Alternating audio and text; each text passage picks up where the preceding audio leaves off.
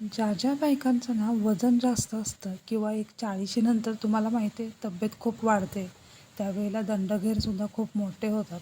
त्यावेळेला अशा फुग्यांचे ब्लाऊज आपण नाही वापरायचे. त्यामुळे काय होतं, फुग्याच्या बाहीमुळे दंड अजूनच जास्त मोठा दिसतो.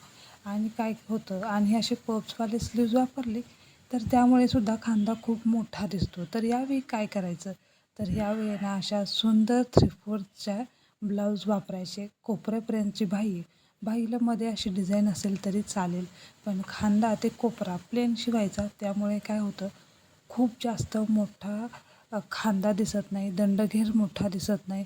फार फार तर अशी मध्ये डिझाईन्स करायची, त्यामुळे सुद्धा खूप छान लूक येतो. एकंदरीत दंडाचा घेर दिसून येत नाही.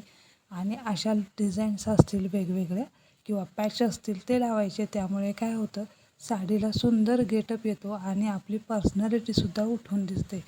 तब्येत कितीही असू दे, एकंदरीत आपलं जे काही ड्रेसचा किंवा आपल्या ब्लाऊजचा सेन्स व्यवस्थित ठेवला की साडी आणि आपण दोन्हीही छान दिसतो.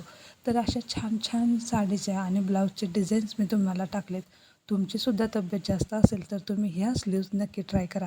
तुम्हाला 100% आवडतील, कम्फर्टेबल लूक देतील आणि सगळ्यात जास्त म्हणजे तुमची तब्येतसुद्धा कमी दिसेल. चला तर मग सगळ्या डिझाईन्स तुम्हाला दाखवते.